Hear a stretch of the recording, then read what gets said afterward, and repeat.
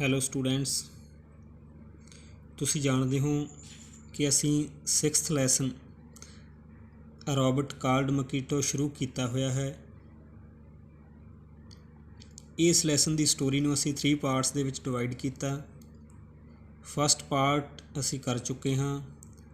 ਅੱਜ ਦੀ ਵੀਡੀਓ ਦੇ ਵਿੱਚ ਅਸੀਂ ਇਸ ਲੈਸਨ ਦਾ ਸੈਕੰਡ ਪਾਰਟ ਕਰਾਂਗੇ। ਬਟ ਸੈਕੰਡ ਪਾਰਟ ਨੂੰ ਚੰਗੀ ਤਰ੍ਹਾਂ ਸਮਝਣ ਦੇ ਲਈ ਤੁਹਾਨੂੰ ਜੋ ਇਸ ਲੈਸਨ ਦਾ ਫਸਟ ਪਾਰਟ ਹੈ ਉਸ ਪਾਰਟ ਦੀ ਜੋ ਸਟੋਰੀ ਹੈ ਉਸ ਨੂੰ ਸੈਕੰਡ ਪਾਰਟ ਦੀ ਸਟੋਰੀ ਦੇ ਨਾਲ ਜੋੜਨਾ ਹੋਵੇਗਾ ਤਾਂ ਜੋ ਤੁਹਾਨੂੰ ਅੱਗੇ ਸਟੋਰੀ ਚੰਗੀ ਤਰ੍ਹਾਂ ਸਮਝ ਆ ਸਕੇ। ਸ਼ੁਰੂ ਕਰਦੇ ਹਾਂ ਇਸ ਲੈਸਨ ਦਾ second part. Robin took the book home and begin to read it. Robin ਕਿਤਾਬ ਨੂੰ ਘਰ ਲੈ ਗਿਆ ਅਤੇ ਇਸ ਨੂੰ ਪੜ੍ਹਨਾ ਸ਼ੁਰੂ ਕਰ ਦਿੱਤਾ। He learnt that robots are machines designed to work like human beings. ਉਸਨੇ ਸਿੱਖ ਲਿਆ ਸੀ ਕਿ ਰੋਬੋਟਸ ਮਸ਼ੀਨਸ ਹਨ ਜੋ ਮਨੁੱਖ ਦੀ ਤਰ੍ਹਾਂ ਕੰਮ ਕਰਨ ਦੇ ਲਈ ਡਿਜ਼ਾਈਨਡ ਕੀਤੀਆਂ ਗਈਆਂ ਹਨ। ਸਟੂਡੈਂਟਸ, ਇੱਥੋਂ ਤੱਕ ਅਸੀਂ ਫਸਟ ਪਾਰਟ ਜੋ ਰੀਡ ਕਰ ਚੁੱਕੇ ਹਾਂ। ਅੱਗੇ ਇਸ ਲੈਸਨ ਦਾ ਸੈਕੰਡ ਪਾਰਟ ਸ਼ੁਰੂ ਕਰਦੇ ਹਾਂ। The word robot has been taken from a Czech word which means work. Robot ਸ਼ਬਦ ਚੈੱਕ ਵਰਡ ਤੋਂ ਲਿਆ ਗਿਆ ਹੈ ਜਿਸ ਦਾ ਅਰਥ ਹੈ ਕੰਮ। The first robots were called mobots. ਪਹਿਲੇ ਰੋਬਟਸ ਨੂੰ ਮੋਬਿਟਸ ਕਿਹਾ ਜਾਂਦਾ ਸੀ। They could lift and move things. ਉਹ ਵਸਤੂਆਂ ਨੂੰ ਚੁੱਕ ਸਕਦੇ ਸਨ ਅਤੇ ਅੱਗੇ ਲਿਜਾ ਸਕਦੇ ਸਨ। Later robots were used to do repetitive jobs like painting cars. ਬਾਅਦ ਵਿੱਚ ਰੋਬਟਸ ਨੂੰ ਦੁਹਰਾਏ ਜਾਣ ਵਾਲੇ ਕੰਮਾਂ ਲਈ ਵਰਤੋਂ ਦੇ ਵਿੱਚ ਲਿਆਇਆ ਜਾਂਦਾ ਸੀ, ਜਿਸ ਤਰ੍ਹਾਂ ਕਾਰਜ਼ ਨੂੰ ਪੇਂਟ ਕਰਨਾ। They were also used to work in places too dangerous for human beings. ਉਹਨਾਂ ਨੂੰ ਉੱਥੇ ਇਸਤੇਮਾਲ ਕੀਤਾ ਜਾਂਦਾ, ਵਰਤੋਂ ਦੇ ਵਿੱਚ ਲਿਆਂਦਾ ਜਾਂਦਾ ਜਿੱਥੇ ਮਨੁੱਖ ਲਈ ਕੰਮ ਕਰਨਾ ਖਤਰਨਾਕ ਸੀ। Most of the robots were used to work in factories. ਜ਼ਿਆਦਾਤਰ ਰੋਬਟਸ ਦੀ ਵਰਤੋਂ ਫੈਕਟਰੀਜ਼ ਦੇ ਵਿੱਚ ਕੀਤੀ ਜਾਂਦੀ। Their arms could make many kinds of movements. ਉਹਨਾਂ ਦੀਆਂ ਬਾਹਾਂ ਕਈ ਤਰ੍ਹਾਂ ਦੀਆਂ ਹਰਕਤਾਂ ਕਰ ਸਕਦੀਆਂ ਸਨ। Some robots could shovel things backward and forward. ਕੁਝ ਰੋਬਟਸ ਵਸਤੂਆਂ ਨੂੰ ਅੱਗੇ ਅਤੇ ਪਿੱਛੇ ਲਿਜਾ ਸਕਦੇ ਸਨ। Robin began to dream of making a robot that could talk to him. Robin the robot ਨੂੰ ਬਣਾਉਣ ਦਾ ਸੁਪਨਾ ਸੀ and also do some small jobs for him in his room. ਜੋ ਉਸ ਨਾਲ ਗੱਲਾਂ ਕਰ ਸਕੇ ਅਤੇ ਉਸ ਦੇ ਕਮਰੇ ਵਿੱਚ ਛੋਟੇ-ਛੋਟੇ ਕੰਮ ਕਰ ਸਕੇ। After clearing his 12th grade exam, he said to his father, "Papa, I want to learn how to make robots."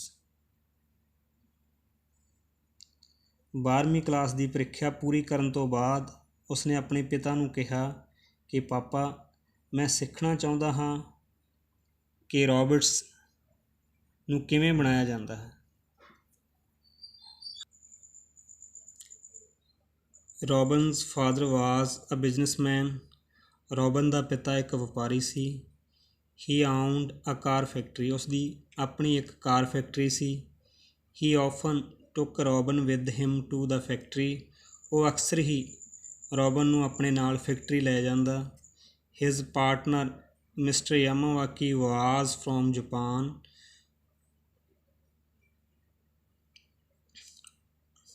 ਉਸ ਦਾ ਹਿੱਸੇਦਾਰ ਪਾਰਟਨਰ ਮਿਸਟਰ ਯਾਮਾਵਾਕੀ ਸੀ ਜੋ ਜਾਪਾਨ ਤੋਂ ਸੀ। And it was from Japan that they got all the different parts of their cars. ਅਤੇ ਉਹਨਾਂ ਨੇ ਆਪਣੀਆਂ ਕਾਰਾਂ ਦੇ ਸਾਰੇ ਵੱਖ-ਵੱਖ ਹਿੱਸੇ ਪਾਰਟਸ ਜਾਪਾਨ ਤੋਂ ਲਿਆਂਦੇ। When Robin said he wanted to learn how to make robots, his father introduced him to Mr. Yamawaki। ਜਦ ਰੋਬਨ ਨੇ ਕਿਹਾ ਕਿ ਉਹ ਸਿੱਖਣਾ ਚਾਹੁੰਦਾ ਹੈ ਕਿ ਰੋਬੋਟਸ ਕਿਵੇਂ ਬਣਦੇ ਹਨ ਤਾਂ ਉਸਦੇ ਪਿਤਾ ਨੇ ਉਸ ਦੀ ਮਿਸਟਰ ਯਾਮਾਵਾਕੀ ਨਾਲ ਜਾਣ ਪਹਿਚਾਣ ਕਰਵਾਈ। Mr. Yamawaki said to Robin, I think before you go to Japan, you should learn the Japanese language। Mister Yamawaki ਨੇ ਰੋਬਨ ਨੂੰ ਕਿਹਾ ਕਿ ਮੈਂ ਸੋਚਦਾ ਹਾਂ ਪਹਿਲਾਂ ਤੁਹਾਨੂੰ ਜਾਪਾਨ ਜਾ ਕੇ ਜਾਪਾਨੀਜ਼ ਭਾਸ਼ਾ ਸਿੱਖਣੀ ਚਾਹੀਦੀ ਹੈ। You can do that at the local Japanese cultural center। ਤੁਸੀਂ ਸਥਾਨਕ ਜਾਪਾਨੀ ਸੱਭਿਆਚਾਰਕ ਕੇਂਦਰ ਵਿੱਚ ਇਹ ਕਰ ਸਕਦੇ ਹੋ। Robin spent a year at the Japanese cultural center and gained some knowledge of the Japanese language। Robin ਨੇ 1 ਸਾਲ ਜਾਪਾਨੀਜ਼ ਸੱਭਿਆਚਾਰਕ ਕੇਂਦਰ ਵਿਖੇ ਗੁਜ਼ਾਰਿਆ ਅਤੇ ਜਾਪਾਨੀਜ਼ ਭਾਸ਼ਾ ਬਾਰੇ ਕੁਝ ਗਿਆਨ ਪ੍ਰਾਪਤ ਕੀਤਾ। He also learnt a lot about the country of Japan। ਉਹ ਜਾਪਾਨ ਦੇਸ਼ ਬਾਰੇ ਵੀ ਬਹੁਤ ਕੁਝ ਸਿੱਖਣਾ ਚਾਹੁੰਦਾ ਸੀ। He learnt that Japan is made up of 4 main islands and a number of smaller ones। ਉਸਨੇ ਸਿੱਖਿਆ ਕਿ ਜਾਪਾਨ 4 ਟਾਪੂਆਂ ਆਈਲੈਂਡਸ ਅਤੇ ਕਈ ਛੋਟੇ ਛੋਟੇ ਸਮੂਹਾਂ ਨਾਲ ਬਣਿਆ ਹੈ।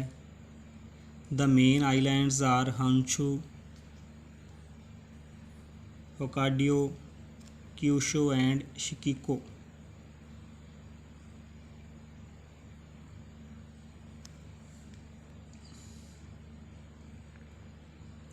ਮੁੱਖ ਟਾਪੂ ਹਾਂਸ਼ੂ, ਹੋਕਾਡੀਓ, ਕਿਊਸ਼ੂ ਅਤੇ ਸ਼ਿਕੋਕੂ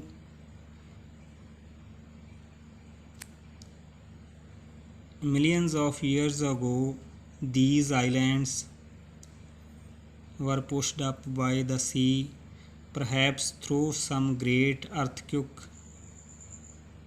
ਲੱਖਾਂ ਸਾਲ ਪਹਿਲਾਂ ਇਹ ਟਾਪੂ ਸਮੁੰਦਰ ਦੁਆਰਾ ਧਕੇਲ ਦਿੱਤੇ ਗਏ ਸਨ, ਸ਼ਾਇਦ ਕਿਸੇ ਵੱਡੇ ਭੂਚਾਲ ਦੁਆਰਾ। They are now together known as Japan।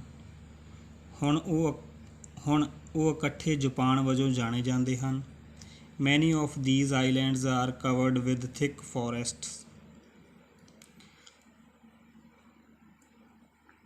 ਬਹੁਤ ਸਾਰੇ ਟਾਪੂ ਜੰਗਲਾਂ ਨਾਲ ਢਕੇ ਹੋਏ ਹਨ। They have also a large number of lakes and rivers। ਇੱਥੇ ਬਹੁਤ ਸਾਰੀਆਂ ਝੀਲਾਂ ਅਤੇ ਨਦੀਆਂ ਹਨ। There are frequent earthquakes in Japan। Japan ਵਿੱਚ ਅਕਸਰ ਭੂਚਾਲ ਆਉਂਦੇ ਹਨ। About 200 of Japan's mountains are volcanoes। Japan ਦੇ ਲਗਭਗ 200 ਪਹਾੜ ਜਵਾਲਾਮੁਖੀ ਹਨ। The most famous of these is Mount Fuji। ਇਹਨਾਂ ਵਿੱਚ ਜ਼ਿਆਦਾ ਪ੍ਰਸਿੱਧ ਮਾਊਂਟ ਫਿਜੀ ਹੈ।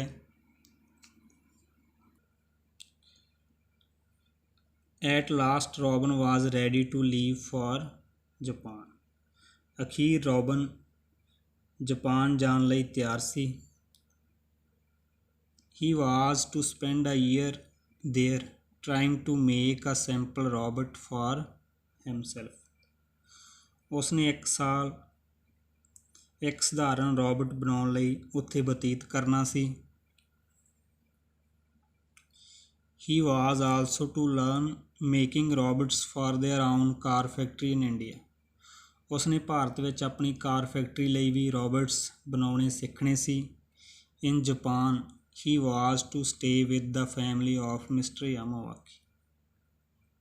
ਜਾਪਾਨ ਵਿੱਚ ਉਸਨੇ ਮਿਸਟਰ ਯਾਮਾਵਾਕੀ ਦੇ ਪਰਿਵਾਰ ਨਾਲ ਰੁਕਣਾ ਸੀ। ਸਟੂਡੈਂਟਸ, ਇਸ ਲੈਸਨ ਦੀ ਜੋ ਅੱਜ ਦੀ ਵੀਡੀਓ ਹੈ, ਜੋ ਸੈਕੰਡ ਪਾਰਟ ਹੈ, ਇਸ ਦੇ ਵਿੱਚ ਇਸ ਲੈਸਨ ਬਾਰੇ ਸਿਰਫ ਇੰਨਾ ਹੀ। ਜੋ ਨੈਕਸਟ 3rd ਪਾਰਟ ਹੈ ਉਹ ਨੈਕਸਟ ਵੀਡੀਓ ਦੇ ਵਿੱਚ ਕਰਾਂਗੇ।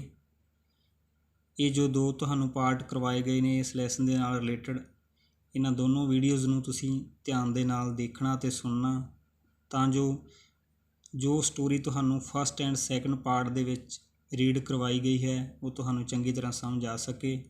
Okay students,